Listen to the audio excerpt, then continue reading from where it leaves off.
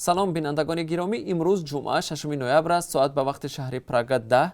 حالا فرصتی نشری سرخط خبرها فرا رسید. من عبدالله اشرف هستم و در چند دقیقه دیگر آخرین خبرهای تاجیکستان و جهان را که تا این لحظه دسترسی ما شد منظور شما می‌سازم. جو بایدن نامزد به مقام رئیس جمهوری آمریکا از حزب دموکرات مردم کشورش را به آرامی دعوت کرد. با آرامی فراخواندن مردم در حالی است که شمارش آخرین آرای انتخاباتی ریاست جمهوری در این کشور ادامه دارد. جو بایدن روز 5 نوامبر در یک بیانیه رسمی گفت اگر همه آرای انتخابات شمرده شود بدون شک او بر رقیبش دونالد ترامپ رئیس جمهوری فعلی آمریکا پیروز می آید. با جو بایدن ضرور است 270 رأی هیئت‌های انتخاباتی از ایالت‌های گوناگون آمریکا را به دست بیارد و او نظر به دونالد ترامپ به این مره نزدیکتر شده است. تاکنون جو بایدن 253 رأی هیئت‌های انتخاباتی و دونالد ترامپ 214 رأی حوزه‌ها را به دست آوردند. دونالد ترامپ دیگر باره ادعا کرد که در انتخابات تقلب شده است و آرای مردم را دستکاری کردند، ولی هیچ دلیلی برای ثابت کردن ادعاهایش نآورد. امروز در تاجیکستان روز قبول کنستیتوسیا را تجلیل می کنند و رسما روز استراحت است. قانون اساسی و یا کنستیتوسیای تاجیکستان 26 سال پیش قبول شده است. کنستیتوسیای تاجیکستان کشور را همچون دولت اجتماعی معین کرده است که سیاست آن برای هر یک انسان شرایط زندگی ارزنده و انکشافی آزادانه را فراهم می کند. قانون اساسی همچنین پلورالیسم سیاسی و ایدئولوژی را نیز پیش بینی نموده است. ماده های قانون اساسی دخل ناپذیری شخص، منزل، محرمیت مکاتبات و گفتگوهای تلفنی را ضمانت داده، سنزور و تعقیب برای تنقید را منع می کند و حقوق متحد شدن و مشارکت در سیاست و حقوق بسیاری دیگر را نیز کفالت داده است. با وجود این سازمان های بین المللی از جمله فریدم هاوس و خانه آزادی این ضمانت ها را در تاجیکستان تحت شبهه قرار دادند.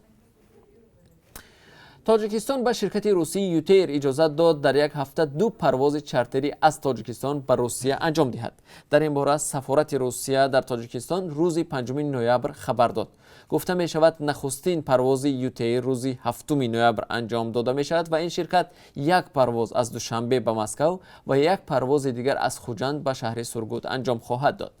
اما به تاکید سفارت روسیه در این پروازها تنها شهروندان روسیه راه داده میشند و موافق قرار حکومت روسیه از ماه مارس بنابر محدودیت‌های پاندمی کرونا ویروس شهروندان خارجی از جمله دارندگان کارت اقامت و یا ویدنا ژیتلس و هم نمیتوانند وارد روسیه شوند. تا کنون شرکت های هواپیمای تاجیکستان از روسیه به دوشنبه مسافر می‌آورند. هر روز 5 پرواز چارتری از روسیه به تاجیکستان ادامه دارد. پروازهای منتظم از ماه مارس اینجانب بسته هستند و سنه از سر گرفتن پروازهای معمولی میان دو کشور هنوز معلوم نیست. در تاجیکستان یک هفته این جانب ساکنان برخی نواحی از کمبودی برق شکایت دارند. به گفته ساکنان از ساعت 8 صبح تا 17 بیگاه انتقال برق به منزل‌های آنها قطع می شود و این کار زندگی آنها را مشکل کرده است. با قطع شدن برق در ساعت‌های معین مردم از لیمیت صحبت می کنند، اما مقامات می گویند هیچ گونه لیمیت نیست و سبب قطع شدن برق تعمیر در دستگاه‌های کلان شبکه‌های برق می باشد. بیننده ارجمند، در برنامه اخبار آزادی امروز در این باره گزارش داریم و درباره مشکلات مردم از برقی و هم پاسخ مقامات مفصل معلومات خواهیم داد. ما را همراهی کنید. سازمان امنیت و همکاری در اروپا از مقامات بلاروس دعوت کرد که در اساس استانداردهای بین‌المللی انتخابات نوی پرزیدنتی برگزار کند.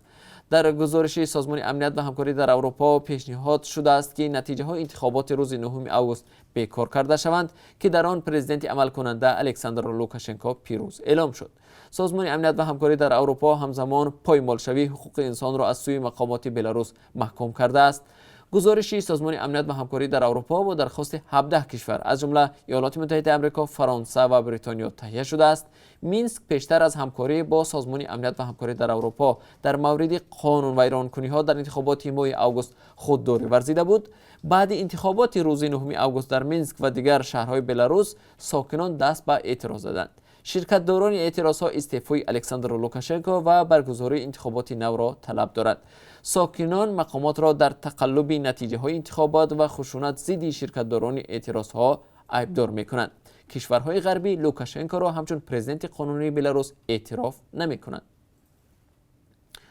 هاشیم توچی سابق پرزیدنت کوسوو بعد استعفای دیروزش وارد بازداشتگاه دادگاه جنایت‌های جنگی نیدرلند شد. در یک اظهارات دادگاه بین‌المللی روزی 5 نوامبر گفته شد توچی که سالهای جنگ 1992 به خاطر دستیابی به استقلالیت از صربستان رهبری شورشیان ارتشی آزادیخواه کوسوو را به عهده داشت، همراه با 2 سابق عضو این گروه به بازداشتگاه پلات اختصاصی کوسوو در دادگاه گاگا انتقال داده شد. توچی در سالهای 1998-99 به این گروه رهبری کرده است. او روز 5 نوامبر در اظهارات گفت که از اتهامش در زمینه جنایت‌های جنگی باخبر شد و قرار کرد که از مقامش استعفا رفته در برابر دادگاه حاضر شود. او گفت به خاطر حمایت از یکپارچگی رئیس جمهوری کوسوو، تمامیت دولت کوسوو، وحدت و شأن و شرف شهروندان کوسوو، مردم کوسوو و احترام شریکی با جامعه بین‌المللی از مقامش کنار رفته در برابر دادگاه حاضر می شود. رئیس پارلمان کوسوو ویوسا عثمانی که همکنون اجرا کننده وظیفه پرزیدنت این کشور شد، در یک پیام ویدیویی مردم را به وحدت دعوت کرد و گفت که کوسوو بر رهبریت قوی و برخورد متحد کننده دولت نیاز دارد. وزیر رشد اینوواسیونی ازبکستان ابراهیم عبدالرحمانوف گفت که برای تامین ازبکستانی ها با واکسن ضد کرونا ویروس باید چند آزمایش مختلف گذرانده شود. این آزمایش ها می تواند با واکسن های روسی، اروپایی، آمریکایی و یا چینی باشند، گفته است وزیر افزوده است در حال حاضر در ازبکستان یک باره چند واکسن آزمایش می شود. انجام آزمایش چند واکسن همزمان طلبات وقت است، گفته است او. پیشتر از این خبر رسیده بود که در ازبکستان در جسم 5000 ساکن واکسن چینی ضد کرونا ویروس آزمایش می شود. بینندگان عزیز، ما هر لحظه خبر حادثه‌های تاجیکستان و جهان را پیگیری می‌کنیم. در برنامه اخبار شما را با آخرین تحولات تاجیکستان و جهان آشنا می‌سازیم. برنامه اخبار آزادی ساعت 5 به وقت دوشنبه در کانال آزادی ویدیو و سامانه رادیو آزادی www.azadi.org مستقیم نشر می‌شود و ثبتش را هم می‌توانید آنجا ببینید. تا کمتر از 3 ساعت دیگر ما را در پخش زنده در صفحه آزادی ویدیو در یوتیوب و هم صفحه‌های رادیو آزادی در فیسبوک و ادنکلاستیکی همراهی کنید.